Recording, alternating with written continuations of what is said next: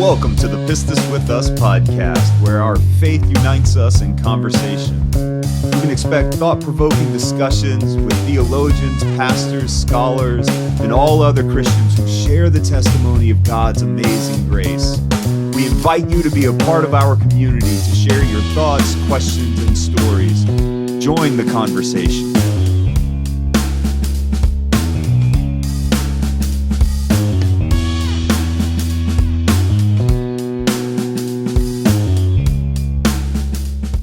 Welcome to another episode of the Pistis with Us podcast. I'm your host, Raleigh Clay, and I am joined today by Dr. Eva Bleeker, who is a professor of chaplaincy and pastoral care at Denver Seminary.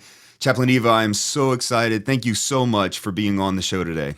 This is an exciting thing for me to talk with you about, Raleigh. Thanks for inviting me. You contributed to a chapter in Vindicating the Vixens on a quite interesting character or person named Rahab. And so can you talk to me a little bit about how you came about the project, how this was presented to you, and then did you choose the chapter on Rahab, or was that given to you? That is such an interesting cluster of questions that you've brought forward, and just answering those questions would probably take the whole episode, so I'll do what I can here. And I just want to begin by thanking your listener for attending what we want to share about a biblical figure who I think has been unnecessarily vilified and gravely misunderstood for a lot of centuries. So we'll do what we can on her behalf. So how did I come to contribute the Rahab chapter to the Vixens book? Answering that question, Robbie, takes me to the time that I spent as a seminarian, which was high highs and low lows for me. I have never felt the deep satisfaction before or since that I felt in those years that I was enjoying the privilege of full-time immersion in biblical study and a community that was so high in its esteem for the biblical text. It was such an incredible journey for me. I can't tell you how often my homework would result in worship. I just couldn't believe the complexity and the beauty and the love that is embedded in the biblical text. So that is the location of this story, is being a full-time student at seminary. And I also experienced some pretty deep disorientation as a seminarian. I grew up in a home and in a denomination that was pretty tightly aligned with the ideology of my school. And so while I was prepared to learn intellectually and sort of acquire knowledge, I had not anticipated the deep disruptions that I felt asking questions about identity and practice of the faith. Certainly, my most disruptive internal question was about how to think about myself as a woman seminarian. And I'm not going to take this discussion into a wonderment about women preaching or anything like that, because my questions were far deeper and more basic than that. I really found that I wasn't sure that women occupied the same place in the love of God that men did. So the thing that brought me to the question about Rahab started in the class of one of your prior guests, as I understand, Dr. Sandra Glahn, who remains a very close friend and a mentor and sort of a rescuer, I think, for me as well. She gave me a place to interrogate some of what was happening for me with safety, with a determination to retain an authoritative and inerrant of the text, but that did not reject any of the potential answers.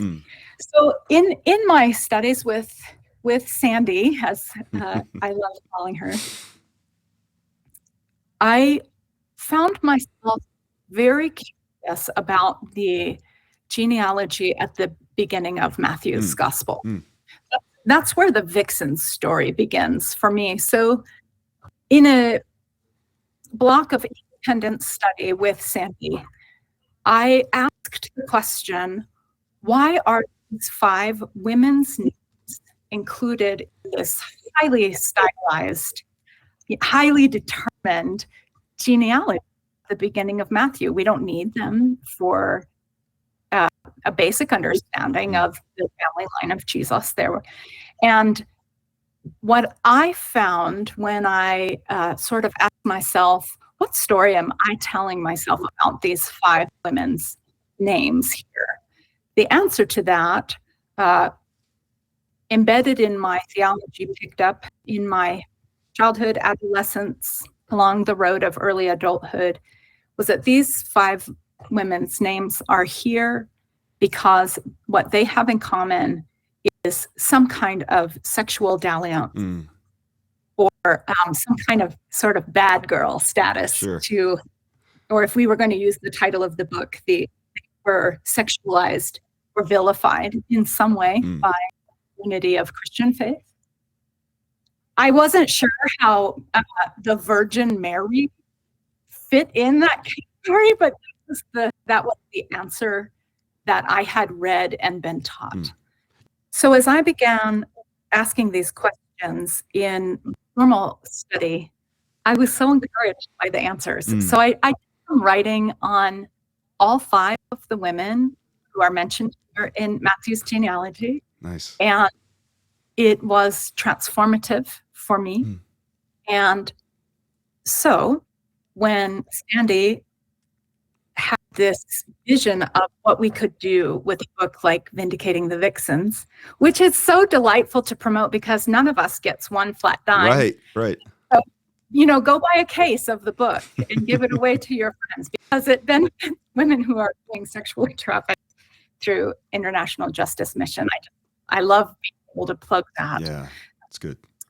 So as I was invited into the project by Sandy, she said, who do you want? Who would you like to write about? And it was an easy thing for me to say, I think I want to write about Rahab because she has become such a hero for me. And getting to contribute a different framework for reading her story felt like an honor.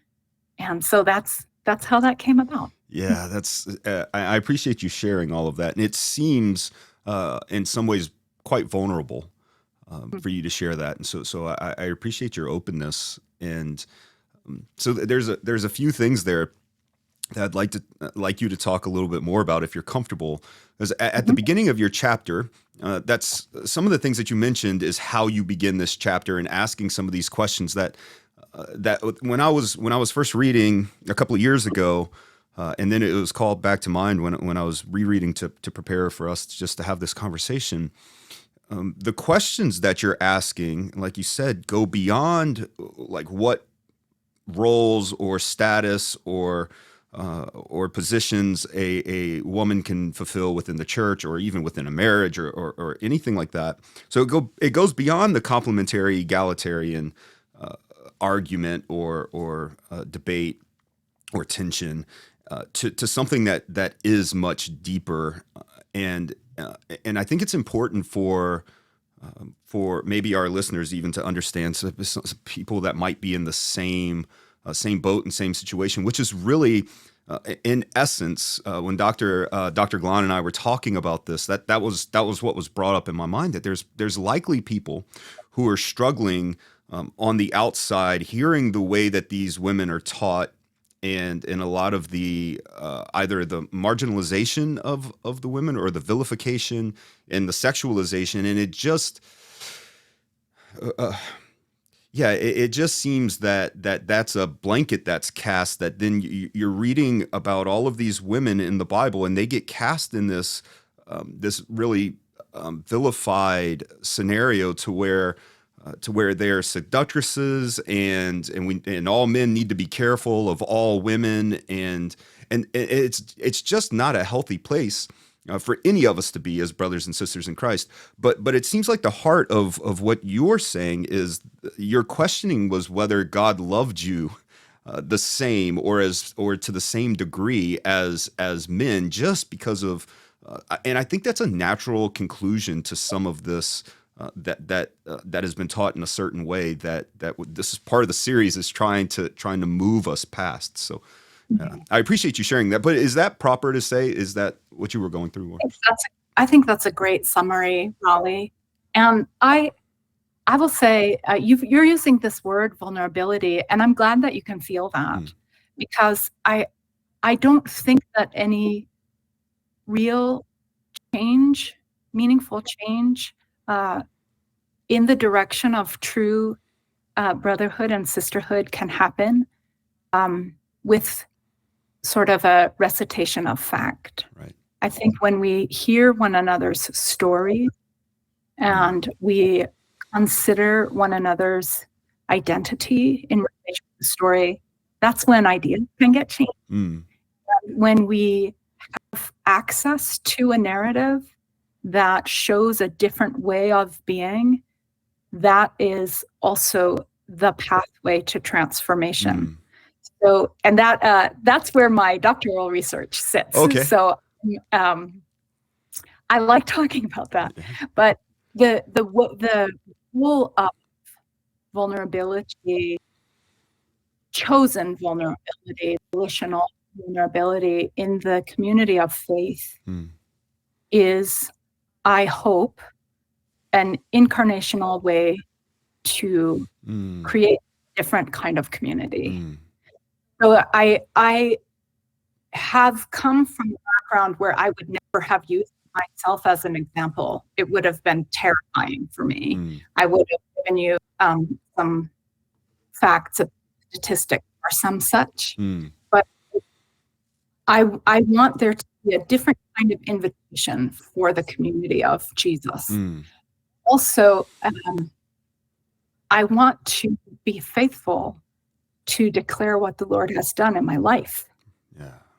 So that's part of it as well, is to remind myself by sitting with you as my brother and saying, the change that has come about in my spirit, the freedom and justice that the Lord has enacted in my own story through the word and through brothers and sisters, I could never do what I'm doing right now for work or for writing or self-understanding without that process. So you are absolutely correct. I wish I could reach out and speak in dialogue with your listeners who hear what I'm saying and get mad, hear what I'm saying and get scared, or hear what I'm saying and maybe feel a tiny sliver of hope emerging in a place that has felt very locked down, maybe for a long time.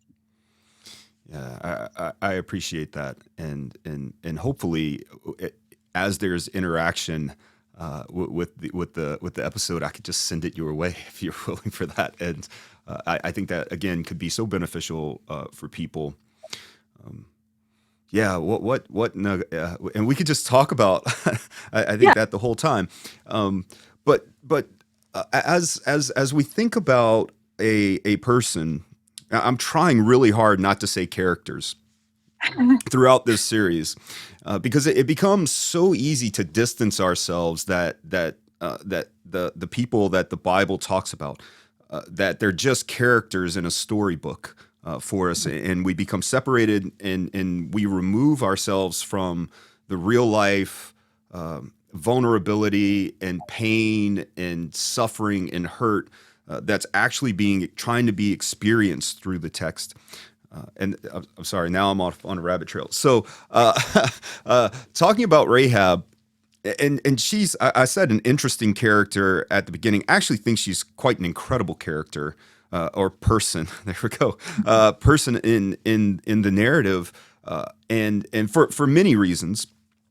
The fact that she's a Canaanite woman, Yes. and a large portion of Joshua 2 is spent on her, and when we recognize that Joshua is being written to Hebrews or to Israelites, is quite remarkable. That this is, I mean, it could have easily not been in the text. Like there's no necessity for having to tell the Rahab story in light of telling the fall of Jericho or any like that. It could have been left out, but the author of Joshua is intentional about putting it there and telling it as a raw story in a lot of ways that doesn't look good for the Israelites, particularly the spies.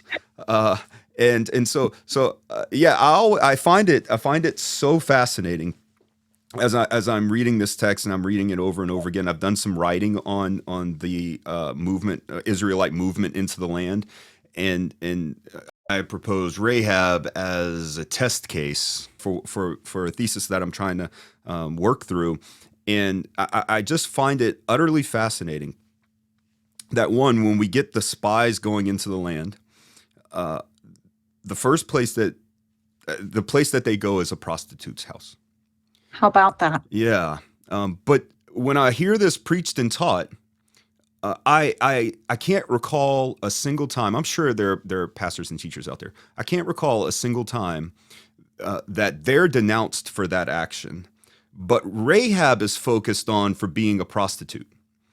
Right. And so can you just talk about how you've approached such an incredible woman in the text of Joshua first, and I want to work our way out of that if possible, to encourage people who have heard it preached the same way I have, that there's a lot going on with her and the spies and Israel. That's a backstory of her anyway. So I'll let you, you can talk through that.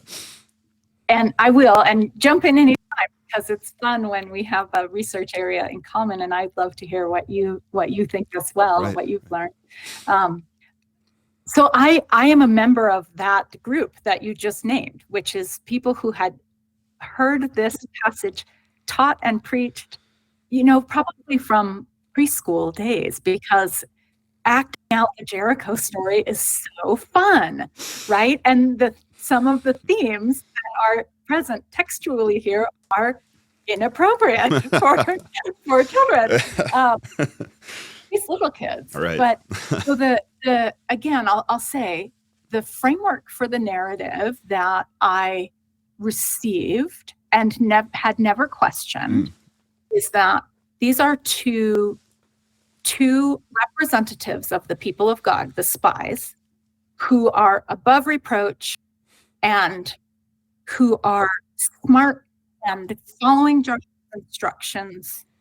And Rahab was then presented in this framework as a foil or a deep contrast, this immoral who we should feel free to judge and would be remiss if we did not judge her.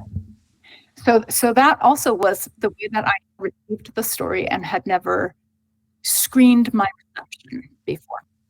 So I'm so grateful to some of the scholars upon whom I relied heavily in the writing of the chapter, Anthony Spina, Richard Ockham, and others. Maybe someday, Raleigh Clay, I'll get to footnote. We want to say about this. The fun that the author is having at the expense of the spies is extraordinarily unexpected. If you first learned this passage at Awana or Sunday school or camp, right.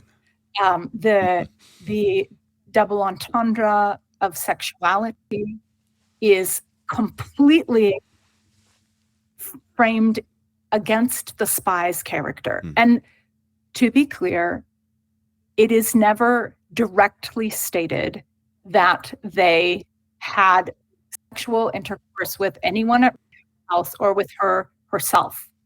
But the bodiness of the telling and the continued use of these literary devices cannot be ignored. Right. And it is all at the expense of the spies. I'll just notice that I know that Hebrew doesn't work like English. When we read the beginning of Joshua 2 in English, the spies set out from a place with a terrible history in the story of the Israelites, Shittim, and have entered the house of a prostitute in the extent of a single sentence. And so this happens without the author saying that had done anything successful by that time. And then we find out there at the very beginning of verse 2 that they have been detected by the enemy. So there's this flavor that feels really rough and full of these situations, for me, kind of make my throat turn red, maybe make me feel kind of blushy and embarrassed on behalf of the spies as a beginning. And then also they have already blown it. This is supposed to be undetectable reconnaissance, and they're not very good spies. Like they're not very good spies. Yeah. So we have these sort of two, I don't know, I feel like they're almost like Monty Python sort of characters in how funny and susceptible they are. And so what I found in the framework of the story is that the person who's being held up as a character of extreme intelligence and of, I don't know if diplomacy is the right word, but savviness for the system in which she exists. Rahab. She is ahead of the game with the spies. She's ahead of the game with the king of Jericho. And then we find out that she is knowledgeable about Yahweh and ready to commit. So that I'll let you take us where you want to go. But when we talk about what does it mean for the author of Joshua to include her story, I think the answer to that is very critical for how we form theology around what's happening here in the narrative of the Hebrews entering the land. Yeah, so there's a couple of things there that I'm just really glad that you pointed out. When you just read the narrative, and it says that the spies go. Joshua's command to them is go view the land, especially Jericho. So apparently they're supposed to go beyond Jericho, but just to go view the land, and especially Jericho. And so this is verse 1 still. So they went and entered the house of the prostitute.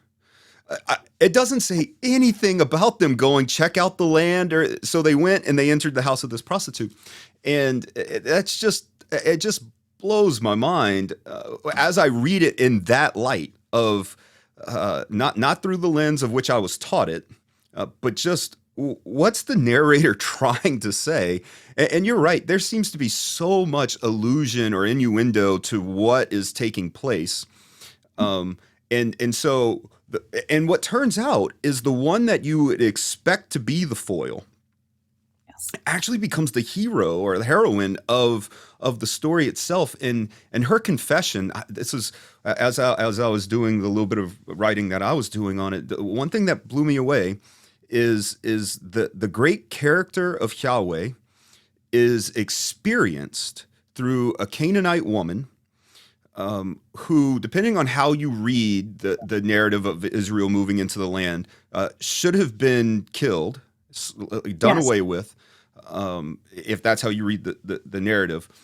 But she's the one out of whose mouth, upon whose lips, God's character is revealed, and Hesed is only used from her, and the spies repeating it back what she said.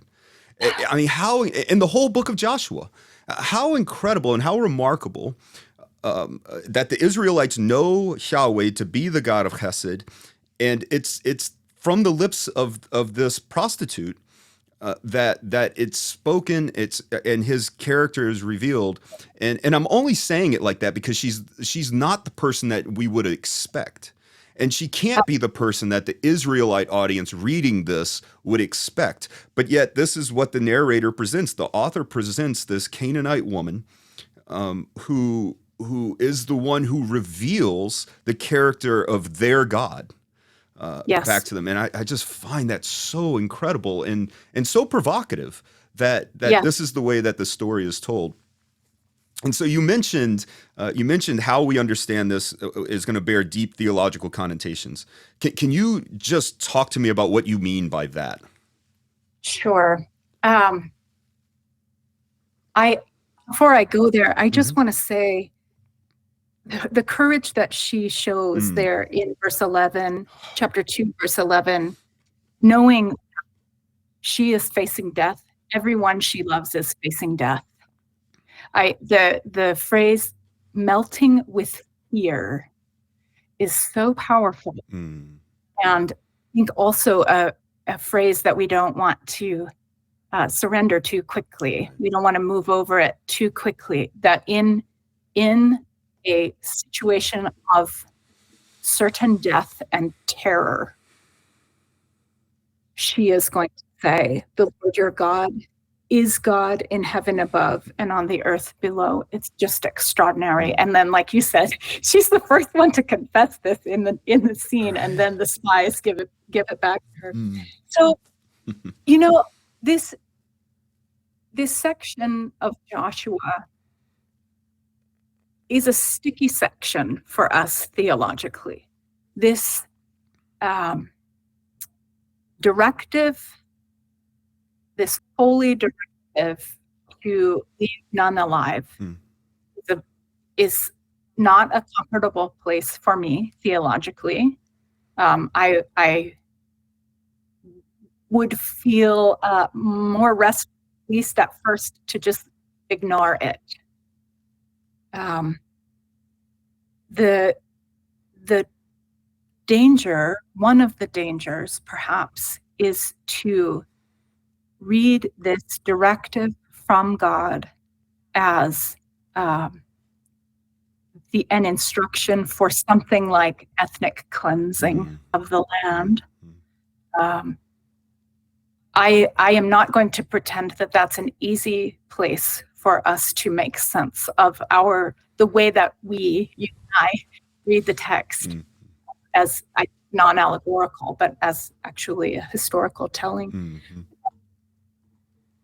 So the trouble there that we would have if we didn't have Rahab's story is the provision of protection on the basis of belief in Yahweh.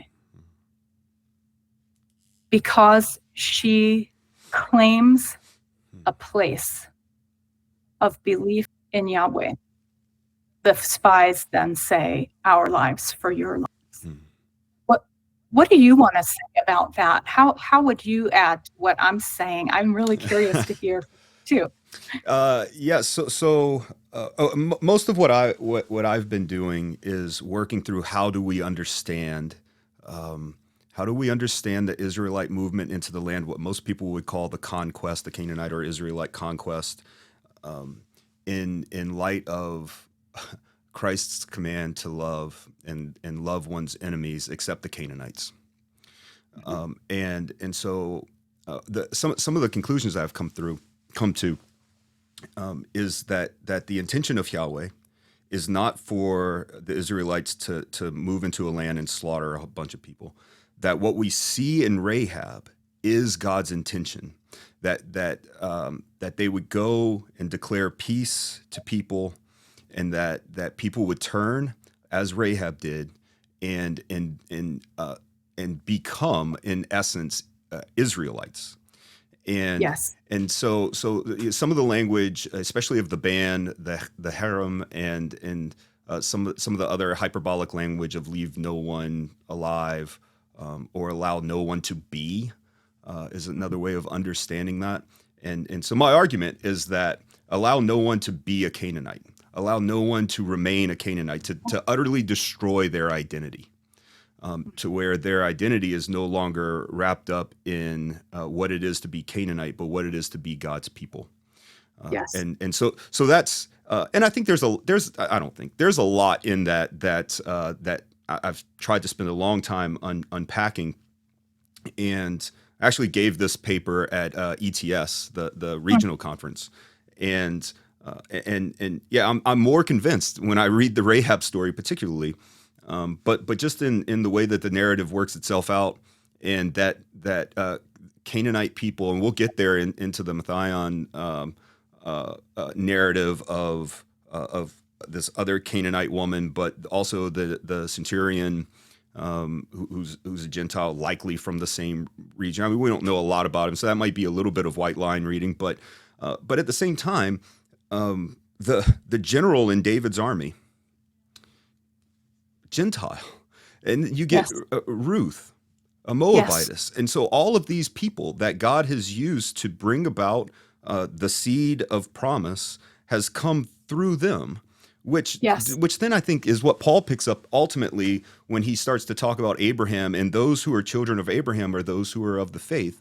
And I don't believe that starts when Jesus's feet hit the ground. And so, but that's usually how it's read. And so I'm trying to just broaden our scope, that God's intention is not for the slaughter of people. And then we could talk about the issues of combatants and non-combatants. And it's one thing to go to war with soldiers. It's another thing to rip open the womb of a mother and make sure that the fetus is dead. And so I think a lot of that is hyperbolic language of how utterly destroyed the Canaanite identity, as a worshipers of all these other gods in the pantheon, and whoever their local god is or whatever, that all of that language is trying to bring about more complexity than just going and slaughtering people. That's not the character of the God that we worship. And I'm not trying to necessarily start from a theological position and then read the text. But in some sense, who we understand God to be should influence how we're reading the text. It must, as the text is informing. And this is what I think you see in Rahab when she makes this confession. And the confession, I don't believe, stops with her confession of just the Yahweh your God is the God in heaven and the God below, which is only found in Moses and Solomon. Yes. So these two incredible figures of the Old Testament are the only ones who make that same exact confession in the words that Rahab has used it. And so there's got to be something going within, and that's why I think theologically that the author puts her there. It's not just to shame the Israelites, but in essence, it does reveal, or at least seemingly, a complexity, a layering of complexity to the Israelite movement into the land. I spoke a whole lot just now. And your listeners can't see how hard I'm nodding along with you. We, especially as we consider that the biblical authors have made this formulation of faith out of three mouths. Rahab is in really good company here. Right. It would be hard for me to imagine it as anything other than a very intentional way to elevate and esteem her. Right.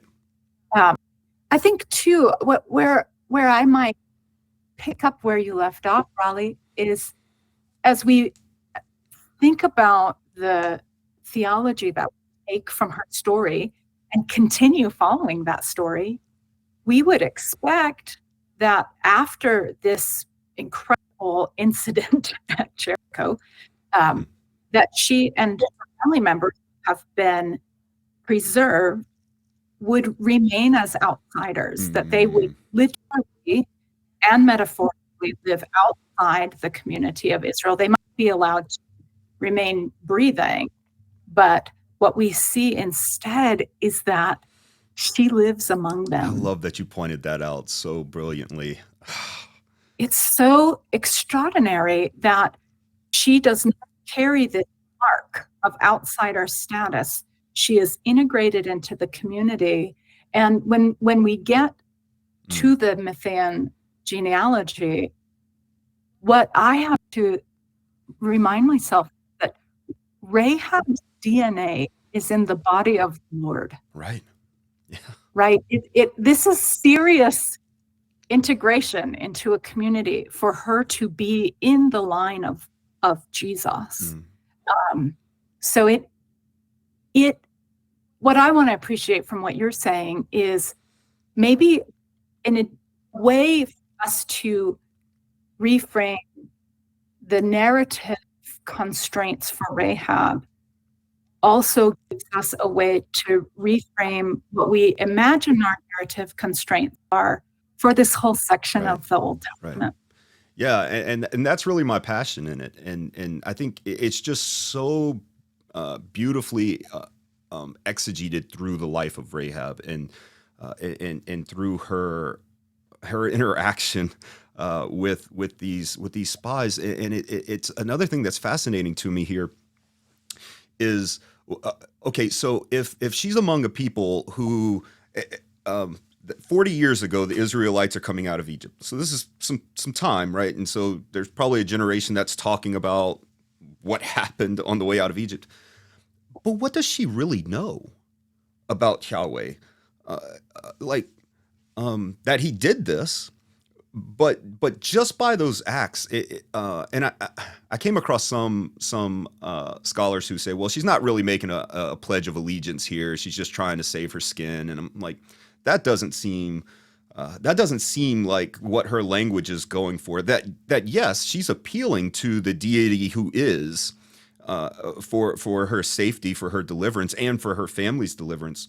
And so to me, it can't be as trite as you know, some of the downplay that she gets on in her confession. Because again, the confession is only from the lips of two other people in the Old Testament, and so that just seems remarkable that the author who's writing this again to Israelites makes that the confession of her lips, which I assume she said it. So I'm not trying to say that he put that on her lips. But there's something really purposeful and intentional about that. And then when you talk about the genealogy of Matthew, there's a lot that's remarkable about even having women in the genealogy. That the author is going to great lengths to reveal something, because women are a part of the genealogies that you know this. You look at the ancient Near Eastern genealogies, and so they're absent from, like, you're not getting women. Well, he has 5. Which not just one, you know, not just and so it's just mind blowing to read that in light of what the author is doing with what he's saying in that text. And so there's just so much that you pointed out that when I was reading it again, I'm just like, oh, this is so good. So I hope people please go buy the book, read the chapter, and we could talk even more about we can interact and have even more discussion about what's going on. Before we move too far away, I just want to say it makes sense that Rahab's view of salvation is not an evangelical view of salvation. And what does it mean to be saved if not my life for your life? I will give up my life for the life that you are willing to offer to me. In return, I will take the safety with you over dying allegiance to a deity or a system that I know is false. Right. That's not salvific. I'm not sure. Right. Right. That's so. Yeah. Dr. Kohik and I spoke about something along the same line is how we view salvation, or even the gospel proclamation, has really become this event in time that we can put a marker in, and say, okay, I was saved at this time, this date, this.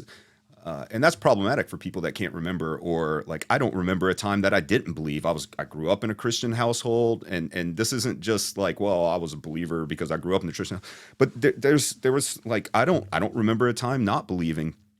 And so a lot of that's problematic in how we view salvation, like you're talking about. And you see this throughout the scriptures, that it's not this, or it's not even often this, like, one event. It's never a prayer, this one event kind of, or place in time kind of happening, that then we can mark and go, okay, I was saved here at this time. That it seems much more holistic in how it comes about, and it could be a long period of time that sometimes this has happened. Like, the story about Rahab doesn't like pinpoint a single time that we would say, ooh, at this time she was a Yahweh follower. Because this recognition seems old. Like, she already had this in her mind. Now, what she knew and what she could formulate and everything, I mean, she probably learned a lot more as she became a people among a people who worshiped the God Yahweh, and who was revealing himself to a people that didn't know a lot about him. I mean, these folks were just in Egypt and worshiping all the Egyptian gods, and so there's so much that's going on there that when we read it from our cultural, societal, historical situatedness, that we're reading stuff back into the text that we need to be careful about, because that's not the way the text presents itself. So I appreciate you pointing that out. That's so good. What else would you want to say about the Joshua narrative in Rahab that maybe we didn't cover, that we kind of passed on for our listeners, that you're like, yeah, they just need to hear this before we talk more about some of the implications? Thank you for asking. There's so many really, really fun things that are happening so I would say to the listener, if you want to do some fun Bible study, look for parallels in Rahab's story with the Exodus from Egypt. But I'm not going to take time. But I will say the biggest surprise that I had working in this piece of the book of Joshua, where the army of the Hebrews actually moves in, is this thing that happens in chapter 5 when Yahweh appears, the commander of Yahweh's army appears. And my expectation, because Yahweh has been so powerfully active on behalf of this group of people, he has knocked over the two most powerful kings in the land, who probably should get more press, Sihon and Og. Right. I don't know if that's how you say them, because we haven't talked about them enough. But my expectation is that when the question is posed to the commander of the army, whose side are you on, that the unequivocal answer is going to be, I'm on the side of Joshua and the army of the Hebrews. And that is not the answer that is given. The commander of Yahweh's army says, neither. I am on nobody's side. And that it continues to startle me, even in the way that I read headlines, for example, or think about guilt in certain situations, for example. But to remember that the Lord is on the side of the Lord is a place where I need to do much deeper reflection and wonder what it would be like for me to carry that lens through my reading of the whole canon. Yeah. So you said something, and then you went away from it, that I think was really interesting, about reading Rahab's story in light of the Exodus. Yes. One of the conclusions I came to through my research is a view of what's going on in the Israelite movement into the land that's actually the exodus of the Canaanite people. And so it's so fascinating. Say more. Yeah. Well, the oppression of what the people of Canaan are feeling, and what they're under, and this is why you get so much language of the attack against the kings. Yes. That the people themselves are under the rule of king and kingship and kingdom, and then so when Israel comes into the land, there's the kingdom of God that's then supposed to be spread and cultivated into the land, and so it's actually, and this is what you see in Rahab. That's her Exodus story, which is just if we can just switch our lens a little bit, it's kind of like going to the eye doctor. I just went to the eye doctor recently, and they give you these lenses and they put this thing on. Is this one clear or is this one clear? And I think when we start to find the lens through which things become more clear. And so when we're talking about the Canaanites in general, and you and I have mentioned several of them, not just in the New Testament narrative, where you would expect, because now everything's going to the world, which was always supposed to be the intention of God's kingdom. And this is what the Israelites were supposed to be doing. It seems really strange to me then that if the Israelites are supposed to be spreading the kingdom of God, that it starts through violence, which Jesus says it doesn't. Mm-hmm. So there's something just utterly provocative and important about what's going on in the story that I think it's like flipping the lens. And when you get that lens, you just hold it there and start to look at the story through that. It might become more clear for us. But that's such a great analogy. And I wonder what it would feel like for our community to imagine that Yahweh's love could reach the Canaanites. Wow. Right. And I think you see it in several different ways that doesn't look like we would expect it. But I think the way that the story continues to unfold. Again, Uriah is a Canaanite. Ruth is a Moabitess, and you just start to have this picture of what happens that you don't expect, and then you start looking at what the Israelites did as a failure to not kill everyone, which okay, they probably failed. But I'm going to say that it's not the fact that they didn't kill everyone. It's that that instead of changing the Canaanite identity, instead of destroying the Canaanite identity, they started to become identified with them, which is what Moses actually warns against. So yes. Go, you have to remove them from the land. You have to destroy their identity. You have to do all of that, destroy their gods, which is what you start getting into. Everywhere they go, they destroy the altars of Baal and the Asherah poles. This is what you see all the time going on in the actual text. And so I'm getting passionate now. And so I think that when we start to see it through that lens and what's going on there, that the Israelites stop doing that. And then they start worshiping the other gods, and they start going through that, so that their identity then becomes amalgamated with the Canaanite identity, instead of the Canaanite identity being destroyed and the Canaanites assimilating into what it is to be Israel. And all the theological connotations that the term Israel has, and not just like Hebrews and those people. And so I think it's just so important that if we can just change that and look through it through a different lens than what may seem, or at least appear on the surface to be an easier reading of the text. Or more intuitive reading of the text, if we just step back a little bit, because that intuitive reading doesn't always work.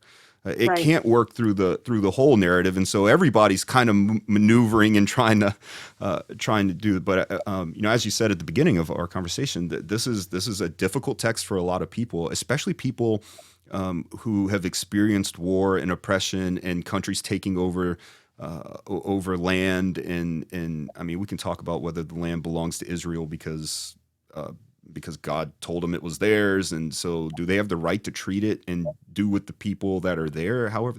And so we could talk about all of those things, but I think if we can just understand God's intention from the beginning to call people who are not His people, He did that with Israel. Israel was a nobody. They weren't even Israelites when they're leaving leaving Egypt. Like this thing starts to happen later. I think you actually point that out in your chapter as well. And so yeah, so that's what I mean by that, and that's how I would try to work through that more to bring it out.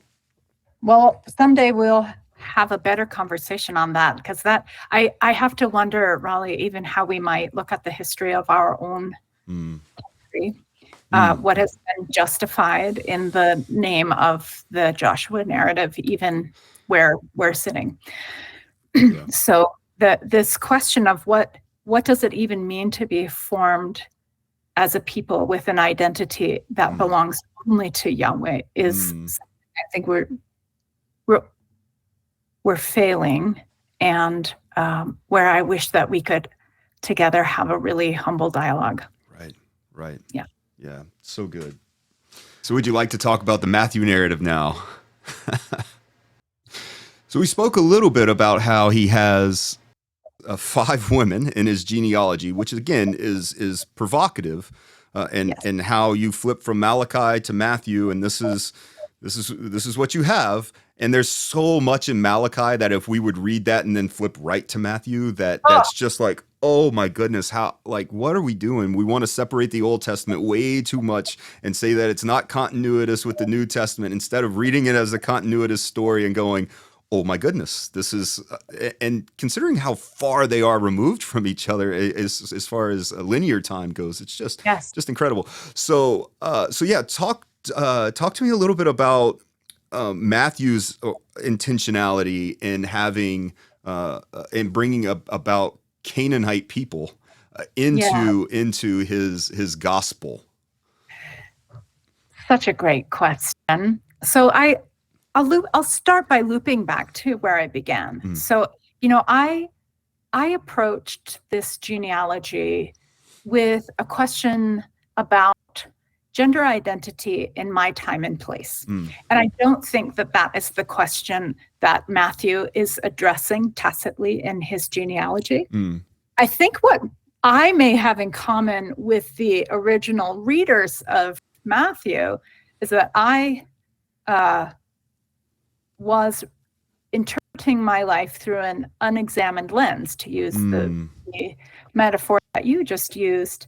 And just like the Lord used this section that is often just skipped and overlooked here at the beginning of the book to do some specific things in my life, I think the author of Matthew has specific intentions for beginning this way as well. And it is fascinating to imagine bookends around the book of Matthew, a beginning and an end that are congruous with one another. So if we know, because we're evangelicals, what's coming at the end of Matthew is this directive to go to all kinds of folks who would have been imagined as outsiders, to go to all the nations and all the people. And if Matthew is as good a writer as I think he is, he's been working up to that.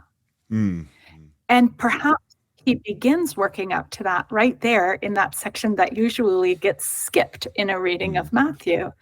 Because while Mary, the mother of Jesus, has unique reasons for being included here, and I would recommend the chapter written by my colleague, the other 4 women included Rahab, Tamar, Ruth, and Bathsheba, called Uriah's wife here.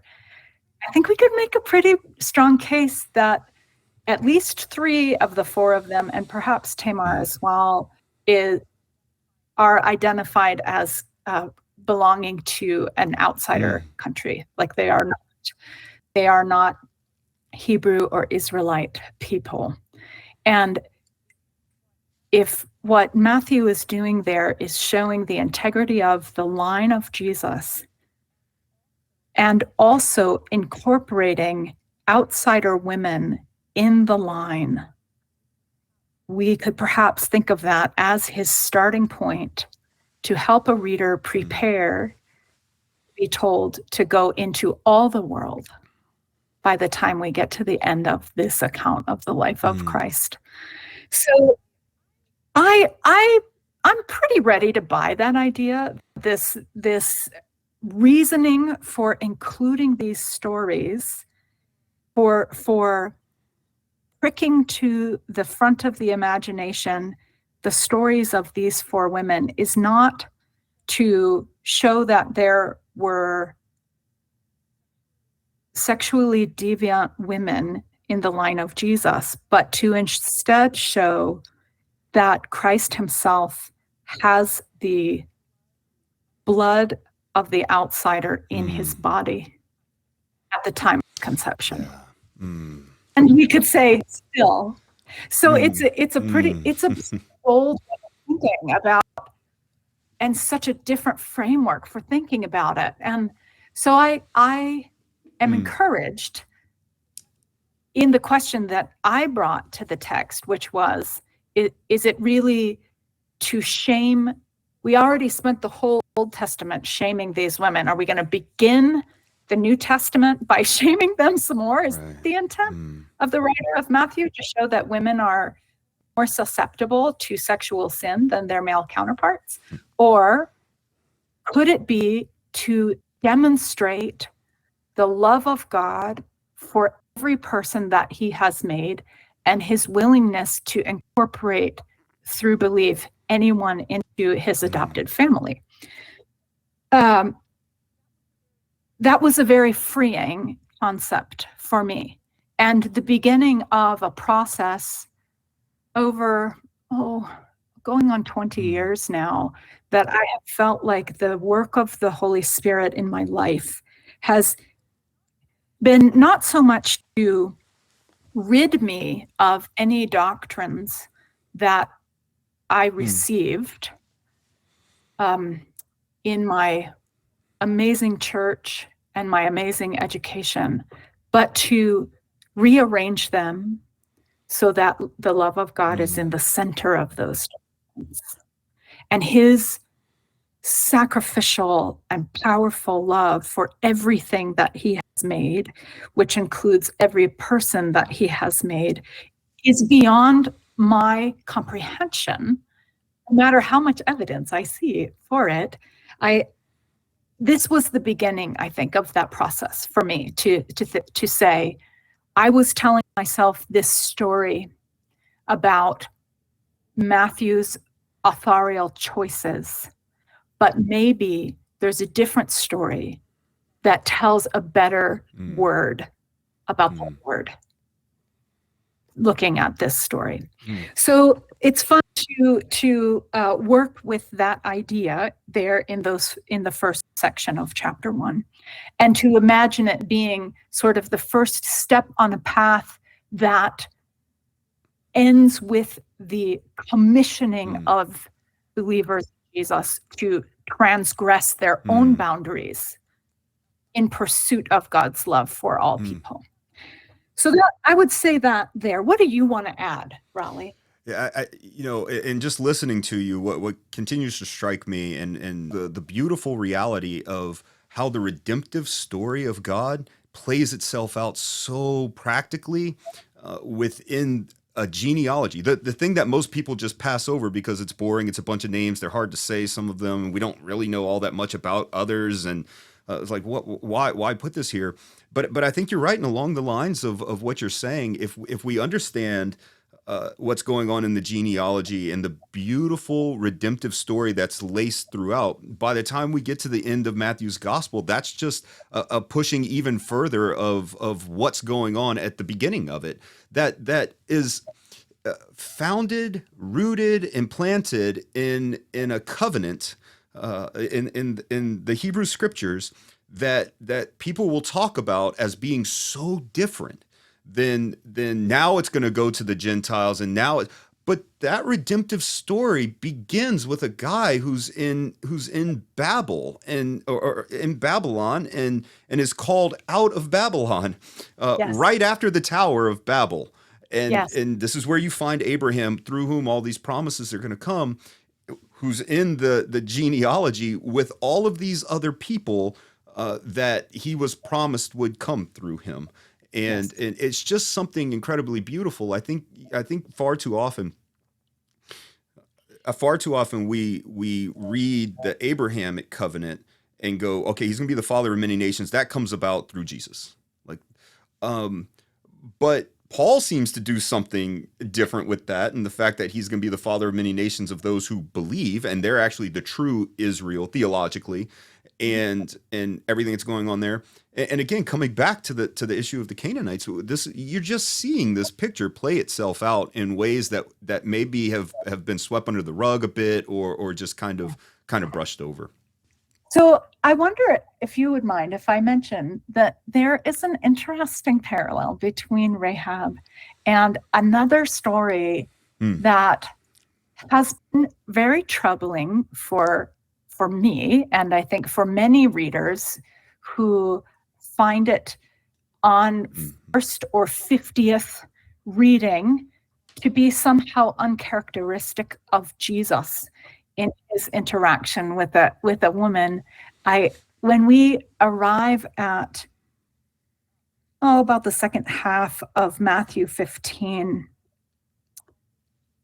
Matthew brings forward a person who he labels a Canaanite woman, and whether your listener is reading that from a paradigm more similar to a literal reading of the directives to the Israelite army, the Hebrew army back there in Joshua, or reading through your framework for identity transformation to align with the people of God. Either way, in a sense, there shouldn't be a Canaanite woman. Jesus and the disciples should not be encountering someone whose identity is to be called Canaanite. And then we have this interaction that has been deeply troubling for, I think, so many people who understand Jesus in other parts of the gospel narratives to be so esteeming of women and doing things that distress the disciples because he's so ready to receive them and let them touch him or let them wash his feet, or etc. All the things. So many great examples. But this place where we encounter this woman, she is given this label by the writer, and then her entreaty is based on this unclean child who is possessed by a demon. And then Jesus' response to her seems calculated, cold, disrespectful. At least that's how I have felt it. So there's so many things we could say about who is the target of Jesus' story. But I suspect more so than the woman herself, Jesus is using this interaction, this encounter, to teach the message that you and I just discussed, this idea that a person of any identity is going to be welcome who is willing to believe. So there's a Canaanite woman. She says, can you please, well, first she gets in their way, uses her physical body in a way that's feeling pretty uncomfortable to the disciples. But like Rahab, she has this bold declaration of faith. Like Rahab, she is going to say true things about God. And like Rahab, she's going to have her request granted. Her child is healed. And we see this same sort of astonishing response that this person who all the other characters in the room, all the disciples are completely expecting Jesus to dismiss her or worse. And Jesus affirms her and grants her request. I have to feel this story reaching all the way back Joshua story and showing what you named so beautifully, Raleigh, that the intent of God's heart toward all people and to incorporate them all into loving belief in him. This is not a new story.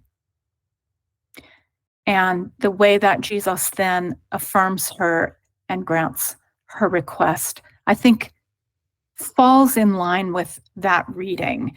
I wonder what you might want to respond to in the story of the Canaanite woman here. Yeah, I tend to, when I read these stories, I want to see what's going on before and what's happening after. And what strikes me here is the who he's talking to beforehand, and what he's talking about beforehand, and schooling people who should know in so many ways, and it's talking about clean and unclean eating habits, and then he Matthew puts in right after that the story of this unclean woman from a Jewish perspective, an unclean woman whose child is unclean, who gets it.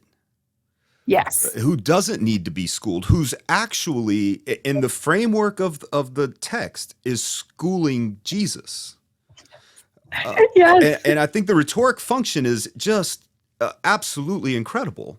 What Matthew is doing and how he's telling that story is, again, and reaching back to what we said very much earlier about the spies, the ones that you think are going to be the heroes of the story. Yes. Actually, in some ways, they don't completely become a foil, but in a way they do. And the one that you would think is going to be the foil or the antagonist or something in the story becomes the heroine.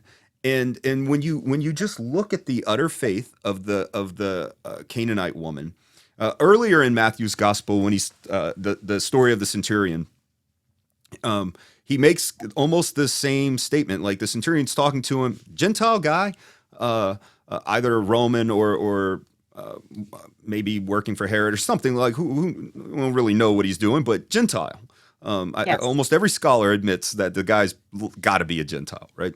And so, but it's him who shows not just faith in the sense of okay, I believe God or something like some kind of trite idea of faith, but who understands who Jesus is.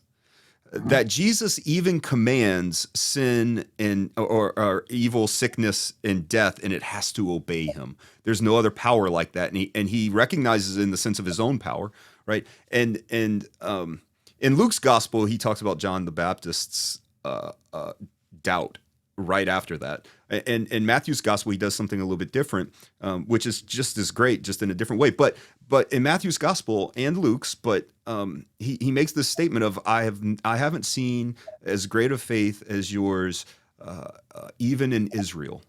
And here, when you get to the Canaanite woman, he says something along the same lines. Oh woman, your faith is great. And so let it be done for you, which is the same thing in essence that he says to the centurion.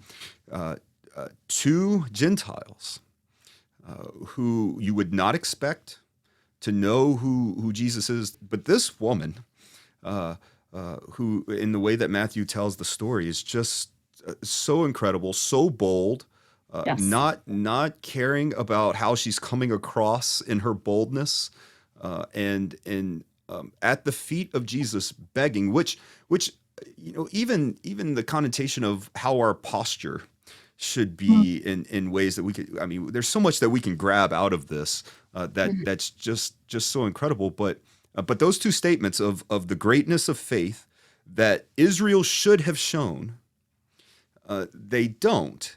And to me, like, I just see remnants of that in this story from the Canaanite story with Rahab, the spies, and like what you would think is going on there. So yeah, just such a beautiful portion of the text and what he's doing in calling her. I think the identity is something that's really important to understand.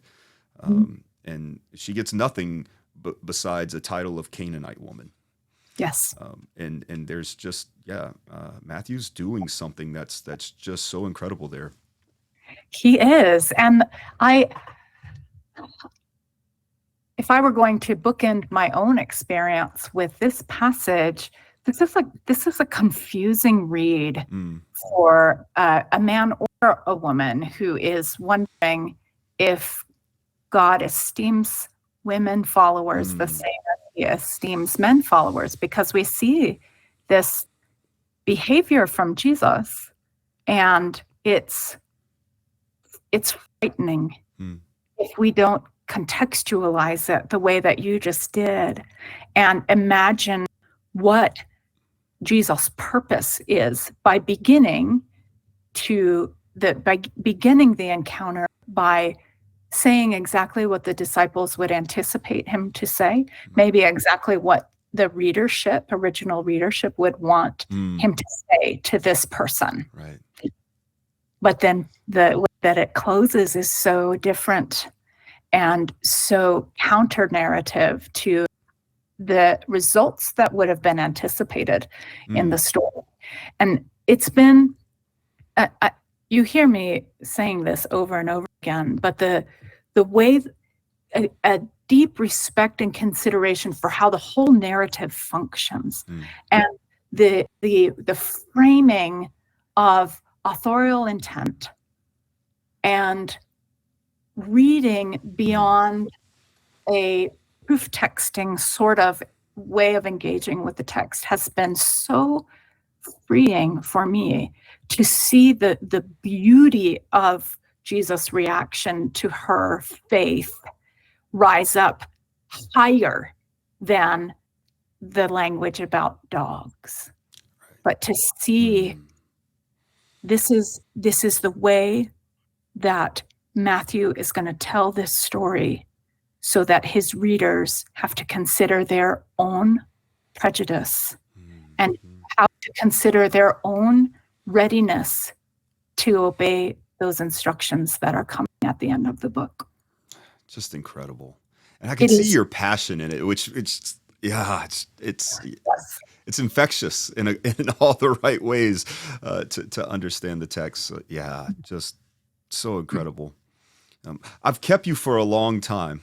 This has been the most fun conversation. Great. I get to talk about the Bible. Right. That's how I feel about it as well. So, as we've said a lot, and there's been a lot of information, there's just been a lot of talk through implications and all of that.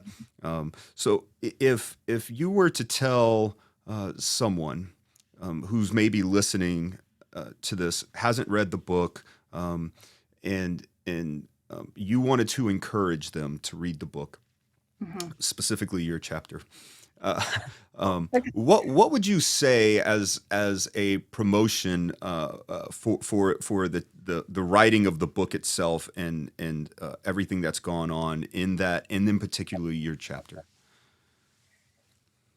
If you find yourself in a place where the way that these stories have been told to you makes you question God's kindness or love, or makes you suspect that he has a double standard, or maybe a quadruple standard, or however many times it needs to be divided in the way that he loves you, and you have been told that you're at the bottom of that pile, I would say, give him a chance to show you differently. Give him a chance to show you differently. He may be inviting you to more radical freedom of heart than you can imagine. So beautiful, and I appreciate you sharing that so much. This has been encouraging for me. It's been enlightening. It's been a lot of fun, and so I appreciate your time, and I look forward to engaging with some of our listeners who I would suspect will engage in a lot of the things that we've said, but hopefully that they're recognizing, especially for people who may feel that they're in a place where nobody loves them, and then they're reading the scriptures or hearing people talk, and they feel like God doesn't love them either.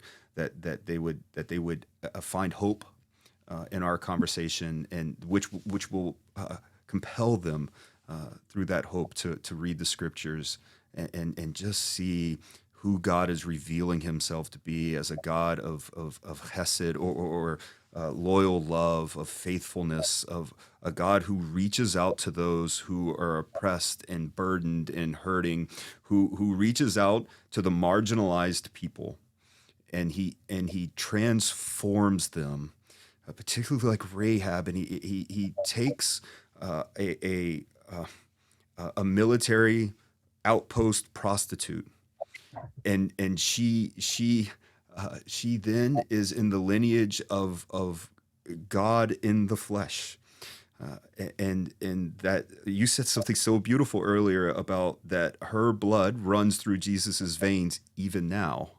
Yes. And so for people that are listening and want and don't know the love of God or feel like he doesn't love you, you can read these stories, you can understand these stories, you can look at Jesus and say, God loves me.